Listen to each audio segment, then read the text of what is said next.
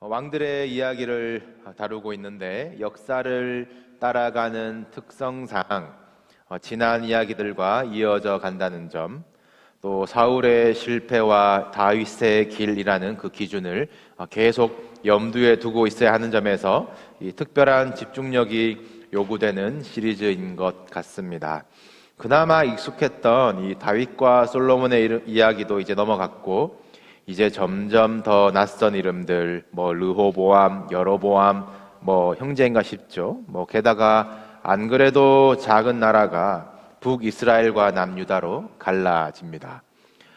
이 왕은 어디 왕인가 매번 확인해야 하고, 또 왕들에게서는 전혀 배울 것이 없고, 오히려 엘리야, 엘리사 같은 예언자들의 이야기가 더 재밌죠. 두 나라가 점점 망해가고 결국 뿌리 뽑혀 포로로 던져지는 결말을 우리가 알고 있는 것도 이 열왕기 또 역대기를 읽을 때마다 그냥 대충 넘겨버리고 싶게 만드는 점들입니다. 그러나 이번 기회에 왕들의 이야기를 잘 정리해 보시면서 이 시대를 향해 계속해서 말씀하시는 하나님의 표정을 볼 수 있다면 이 말씀들도 오늘 우리에게 운동력 있는 말씀이 될 줄로 믿습니다. 지치지 마시고 우리 함께 성경을 계속 함께 여행하는 구도자가 되기를 소원합니다. 요즘 큐티 본문을 따라서 혹시 전도서를 묵상하시는 분들이 많으실 텐데, 전도서에는 솔로몬의 고민들이 담겨 있죠. 헛되고 헛되니 모든 것이 헛되도다. 다 가진 사람이었으나 복음을 몰랐어요. 이 복음 없이 인생의 의미와 이 단편적인 답을 찾아 헤맨다는 것이 얼마나 허망한 일인지 보여주는 책이 전도서입니다. 지난주일 말씀에서 이 솔로몬은 이 원하던 모든 것을 이루었었습니다. 20여 년 걸렸다라고 말씀을 드렸는데, 그의 통치 기간 40년의 절반 아니겠습니까? 이루기를 원하던 것을 마쳤다면 이제 남은 20년은 자신이 돌봐야 할, 듣기를 원했던 그 백성들을 위해서, 또 다음 세대와 다음 왕을 위해서 섬기고 그의 지혜를 써야 했을 텐데, 그것을 위해서 듣는 마음을 구했던 것이 솔로몬의 초심이었을 텐데, 인간의 욕심은 끝이 없나 봅니다. 솔로몬은 남은 20년도 여기저기 공사하고 보수하는 일에 미쳐 있고, 건축도 그냥 하지 않아요. 백향목과 금으로 호화스럽게 짓는데, 이런 자재들을 아버지 다윗 왕의 친구였던 두로 왕 히람에게 타오거든요. 근데 이거 거래를 얼마나 손해보고 하는지, 이 두로 왕이 제안하는 대로 일꾼들은 두로의 일꾼만 쓰라, 또 두로의 궁정에서 먹을 양식을 해마다 보내주는 조건으로 그 자재들을 들여옵니다. 그러니까 공사가 언제 끝났든지 해마다 매해 그 양식들을 보내줘야 되는 것이에요. 그 양식들의 양이 성경에 기록되어 있는데, 솔로몬 궁정에서 먹는 양과만 먹습니다. 거기다가 두로 일꾼들의 품삯까지, 그게 다 어디서 나오겠어요? 세금에서 뽑아내야 하지 않겠습니까? 오늘 본문에서 함께 읽으셨는데, 이 솔로몬 다음으로 그의 아들 르호보암이 왕이 되자마자 사람들이 달려와서 간청하면서 아버지 솔로몬에 대해서 백성들이 기억하는 것을 보십시오. 왕의 아버지께서, 솔로몬이 우리에게 시킨 고역과 매운 무거운 멍에와 가죽 채찍들, 이런 단어들 보십시오. 솔로몬이 지난번 애굽에서 병거와 마병을 사들여 온 거 기억하십니까? 그리고 거기다가 고역과 무거운 멍에와 끝도 없는 건축과 가죽 채찍, 이거 무슨 그림인가요? 500여 년 전에 애굽에서 노예살이 하던 이스라엘 백성들, 그들의 고통과 신음을 들으시고 그 큰 권능으로 그들을 건지시고 거룩한 백성, 제사장 나라로 나를 섬기리라 끄집어내셨는데, 이스라엘 백성은 다시 고역과 멍에를 메고 채찍을 맞고 있습니다. 이들의 고통과 신음을 왕은 듣지 않고 있어요. 솔로몬이 지혜 있는 왕이라면 이러지 않을 겁니다. 왕은 이 지경이고, 그래도 그 아래에 건축 감독관 중에 하나가 제정신이 있어요. 성경은 그가 큰 용사이며 부지런하다라고 기록했습니다. 바로 여로보암이라는 인물이에요. 그가 새 리더로 떠오르기 시작합니다. 그러자 솔로몬이 여로보암을 죽이려고 해요. 이제는 솔로몬에게서 사울의 그림도 비춰지는 것 같습니다. 그래서 여로보암이 솔로몬을 피해서 망명한 곳이 애굽이고, 거기서 솔로몬이 죽을 때까지 피해 있다가 솔로몬이 죽으니까 백성들에 의해서 이스라엘로 다시 불려져 오게 됩니다. 오늘 본문에 르호보암에게 이 조건을 요구하는 백성들의 대표, 이 야당 대표가 이 여로보암이에요. 우리의 고역과 멍에를 가볍게 하소서, 그리하시면 우리가 왕을 섬기겠나이다. 이거 안 해주면 안 섬기겠다라는 것이죠. 이게 르호보암이 왕으로 즉위하는 날에 생긴 일입니다. 이 솔로몬이 얼마나 다음 세대 준비도 실패한 것인지 드러나는 것이죠. 백성들이 르호보암 앞에 서기 전에 준비를 단단히 한 것 같습니다. 르호보암이 겨우 우리 3일 후에 다시 이야기를 하자, 시간을 벌고 어찌해야 하나 기도할 줄은 모르고 조언을 구하러 다니는데, 먼저 간 곳이 아버지 솔로몬과 함께 정치를 하였던 원로들에게 찾아가서 묻습니다. 백성들이 이러이러한 요구를 하고 있는데 어떻게 대답해야겠습니까? 이에 원로들의 조언은 이 백성을 섬기는 자가 되십시오.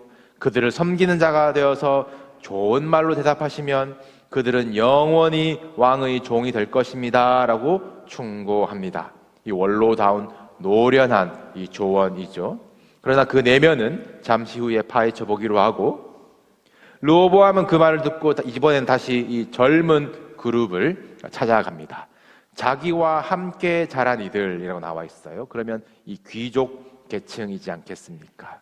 이제 세대가 교체되어서 이제 정치 전면에 나서게 된 그룹, 이 르호보암과 오래 가야 할 그룹입니다. 묻기를, 너희는 이 일에 어떻게 자문하겠느냐? 본문의 이들을, 이 젊은 그룹을 어린 사람, 소년으로 직역한 것을 마냥 어리게만 보시면 안 돼요.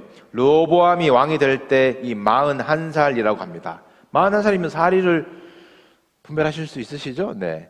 41살이면 이제 늘 판단력도 있고 이제 사리를 분별할 수 있습니다. 이 또래 젊은 그룹이 왕에게 조언을 하는데 어떻게 대답해야 할지 멘트까지 알려줍니다.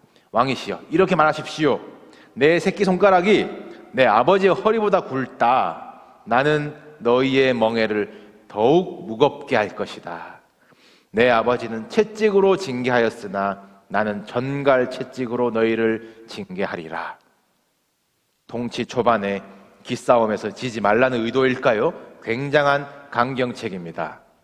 르호보암은 원로들과 젊은 그룹 두 조언 중에 이 젊은 그룹의 조언을 따르기로 하죠. 그리고 3일이 지나서 새 왕의 이 대답을 기대하고 들으러 온 백성들에게 르호보암은 이 젊은 그룹이 알려준 말 그대로를 읊습니다.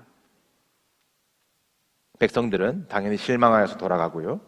르호보암이 어쭈 너네 일 안 하냐 하고 감독관을 보내는데 백성들이 그를 돌로 쳐 죽여버리죠. 르호보암이 놀라서 도망합니다. 기싸움할 배짱도 없나 봅니다.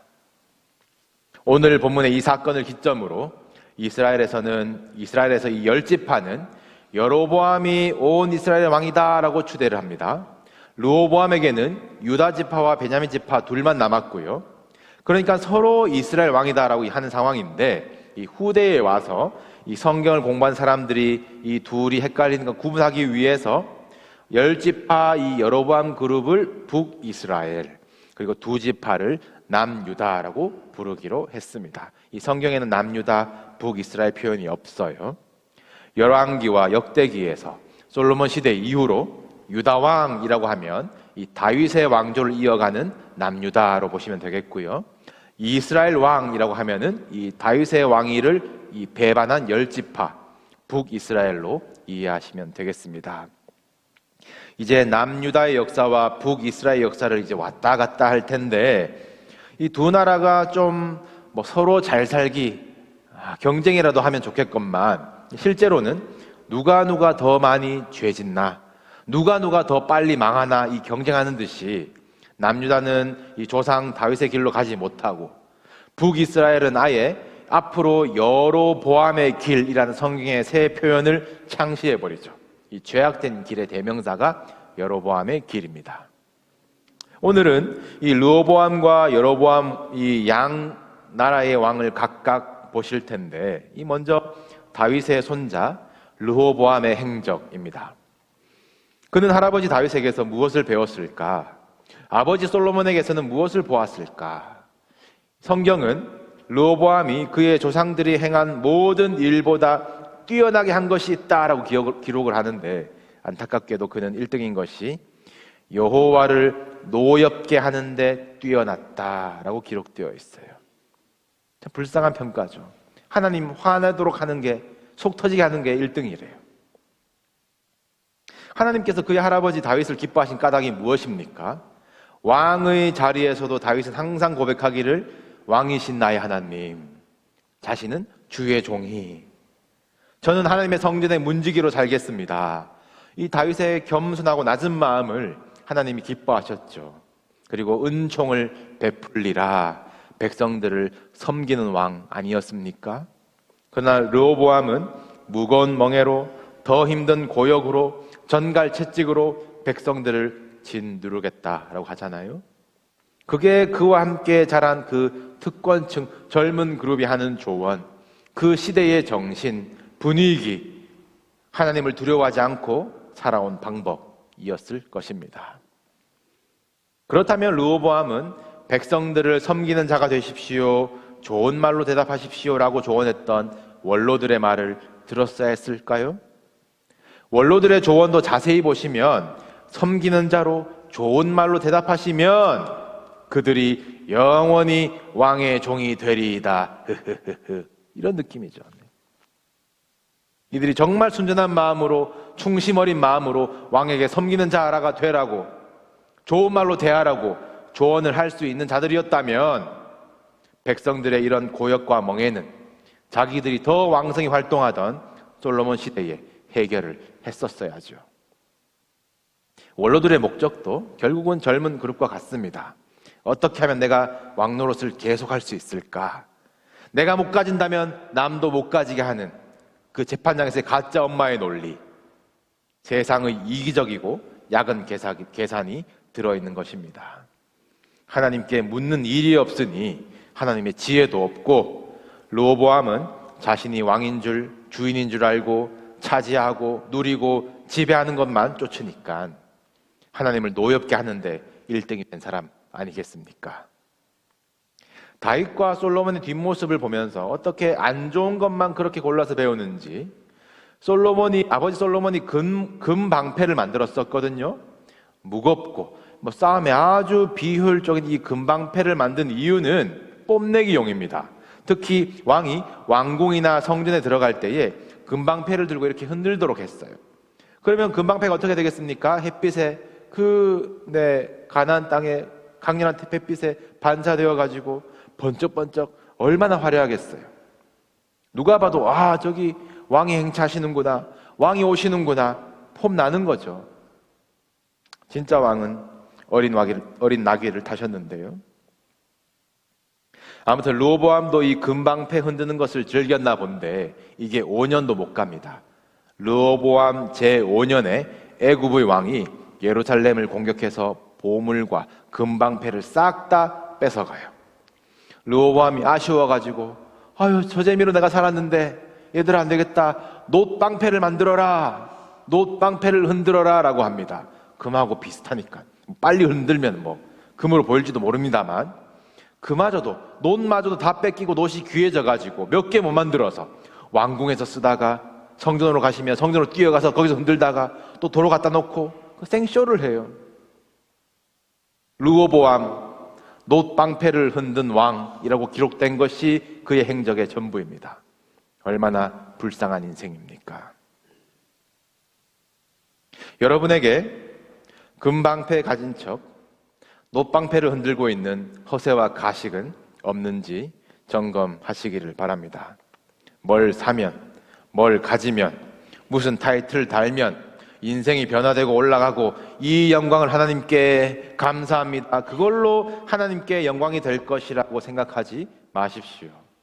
아, 목사님, 저는 찐 금방패 가졌는데요. 애초에 금방패, 노방패가 필요 없는 것이에요.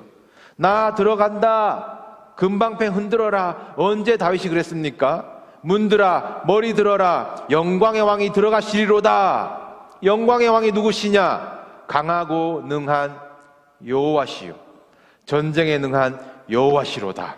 하나님이 들어가시고 하나님의 영광으로 빛나는 것, 그 앞에서 베옷을 입고 춤추고 기뻐하는 것, 그것이 다윗의 길 아닙니까? 내 힘으로 번쩍번쩍거려 보려고 금이라도 아니면 옷이라도 흔드는 헛수고를 멈추시길 바랍니다. 여러분, 가진 것으로 여러분의 인생이 빛나지 않아요. 하나님을 만났을 때에 모세의 얼굴이 빛이 났습니다.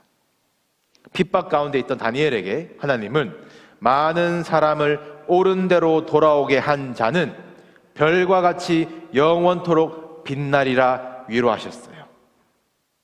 너희 빛이 사람 앞에 비치게 하여 그들로 너희의 착한 행실을 보고 하늘에 계신 너희 아버지께 영광을 돌리게 하라. 예수님이 말씀하셨습니다. 우리의 빛은 착한 행실이에요. 우리의 자랑, 우리의 가진 것이 아닙니다. 여러분, 빛나는 인생이 되시기를 축복합니다. 하나님 만나세요. 많은 사람을 옳은 대로 구원의 오직 한 길로 오게 하시고 착한 행실로 사십시오. 빛 대신 주님이 여러분을 위해서 오셨습니다. 일어나라, 빛을 발하라. 이는 우리의 빛이 이르렀기 때문입니다. 성탄의 장식들보다 여러분의 착한 행실이 더 밝게 빛나는 이 겨울이 되시기를 주님의 이름으로 축복합니다. 이번엔 여로보암을 봅시다. 솔로몬에게 고통당하고 르호보암에게 더 큰 고통을 협박받은 백성들을 위해서 여로보암이 일어섰습니다. 여로보암이 그냥 갑자기 반역을 한 것이 아니거든요. 일찍이 하나님께서 선지자를 통해서 이제 10지파를 너에게 주겠다 이미 약속을 하셨고, 그리고 너도 다윗의 길로 행하라 당부하시면서 여로보암이 다윗의 자손은 아니지만 어떤 왕이 되어야 할지 기준은 주셨어요. 그래서 여로보암은 르호보암과 다르기는 다릅니다. 여로보암은 예배를 드릴 줄 알아요. 잘 시작한 듯 하다가 점점 그 예배가 순전한 예배가 되지 못하고 자꾸 예배 가운데 이 계산기, 이 손익 계산을 끼어드는 것이, 이 예배 드리려면은 이 성전이 있는 남유다의 이 예루살렘에 가야 하는데 백성들이 거기 왕래하다가 르호보암에게 마음까지 빼앗기겠는데, 이게 여로보암이 용납이 안 되는 것입니다. 그래서 자체적으로 북이스라엘 지역에 이 단과 베델이라는 곳에 산당을 짓고 나름의 제사장을 세우고 나름의 절기를 정합니다. 정치적으로는 굉장히 똑똑한 조치이죠. 북이스라엘의 민심이 단결하고 왕권을 강화하려면 남유다와는 확실하게 분리가 되는 것이 좋을 겁니다. 여기까지는 이해가 되나, 이제 예루살렘으로 갈 일이 없다라면서 이 산당마다 놓은 것이 금송아지예요. 이게 이해가 안 되죠. 이스라엘 이 사람들은 금송아지가 뭐가 그렇게 좋아서 때때마다 만들고 그러다가 혼나고 벌받고, 그거 다 이제 혼난 기록들이 율법에 기록되어 있을 텐데 또 만들고, 어떻게 금송아지에게 경배할 수 있지? 우리 신앙에 금송아지에게 경배할 일은 없다 생각되시죠? 안 그러실 거라 장담하십니까? 이게 하나님이냐 금송아지냐 이 둘 중에 하나를 선택하는 신앙의 문제라면 금송아지에 절할 사람은 없을 것입니다. 그런데 금송아지가 처음 등장하는 장면을 기억해 보십시오. 모세만 쳐다보고 홍해 건너왔는데 모세는 시내산 올라가가지고 40일 동안 소식이 없어요. 백성들이 아론아 뭐 좀 해봐라. 아론이 대답하기를 정성이 부족하다. 금을 가져와라. 금을 녹여가지고 송아지 형상을 만들고 이것이 너희를 애굽 땅에서 인도하여 낸 너희의 신이로다. 우리 성경에는 신이라고 나와 있지만 이것이 다른 신을 이야기하는 것이 아니라 원어로는 엘로힘, 하나님의 이름을 거기다가 붙였습니다. 거기서 이스라엘 백성들이 다른 제사를 드린 것이 아니에요. 번제와 화목제, 하나님께 드리는 제사를 금송아지 앞에서 드렸습니다. 먹고 마시며 일어나 뛰놀며 기뻐했어요. 불안함이 사라진 거예요. 못에 없는 허전함과 하나님의 말씀이 들리지 않는 불안함이 금송아지로 해소되었습니다. 그렇게 혼나고도 금송아지는 역사에 반복됩니다. 이것이 이스라엘의 고질적인 문제가 되는 원인은 하나님이 눈에 보이면 좋겠다, 하나님이 만져지면 좋겠다, 하나님이 금덩어리같이 내 곁에 계시면 좋겠다, 하나님을 금송아지로 만들어서 자신들의 기대와 필요를 안심하고 만족하려는 마음이 원인인 거예요. 그렇다면 이 금송아지 문제는 이스라엘 백성들만의 바보 같은 행동이 아니라 우리의 신앙 모습에도 언제든지 세워져 있을 내 욕심, 내 만족의 우상이라 할 수 있을 것이고, 거기서 나는 떳떳하다 쉽게 말할 분들은 없으실 겁니다. 하나님을 여러분이 원하는 자리에 원하는 모습으로 소유하라는 것은 금송아지 신앙입니다. 하나님 믿고서 복받는 번쩍번쩍한 모습만 자랑하고 싶지 환난 당하는 내 모습이 부끄럽다면 금송아지 신앙입니다. 하나님에게서나 금송아지에게서나 아무 말 못 들어본 것이 매한가지라면 금송아지 신앙입니다. 적당히 이 정도로만 하나님의 소원과 능력을 제한하고 있다면 금송아지 신앙입니다. 하나님은 우주를 창조하셨고 또 여러분을 지으시고 여러분의 모든 것을 알고 계신 분이십니다. 하나님은 우리에게 복을 주시길 원하시지만 그 복은 세상의 것과는 다르며 환난을 허락하시고 그 가운데 우리와 함께 하시는 하나님이십니다. 하나님은 지금도 살아계셔서 여러분에게 말씀하시는 하나님이십니다. 이 땅의 영광과는 비교할 수 없는 하나님의 영광을 우리 가운데 주시고 우리로 세상의 빛으로 빛나게 하시는 하나님이십니다. 여러분, 무엇을 흔들고 계시고 무엇에게 절하고 계십니까? 우리가 경배할 것은 아들을 내어주신 하나님 아버지의 사랑, 우리가 흔들고 자랑할 것은 십자가를 지신 예수 그리스도의 이름인 줄로 믿습니다. 이 진리가 금방패와 금송아지에서 우리를 자유하게 하며 다윗의 길로 행하게 할 것입니다. 많은 사람을 옳은 대로 돌아오게 하는 길, 이 땅의 수고가 하늘에서 별과 같이 빛나는 길, 우리에게 열어주신 예수 그리스도의 생명의 길로 행하는 저 여러분 되시기를 주님의 이름으로 축복합니다.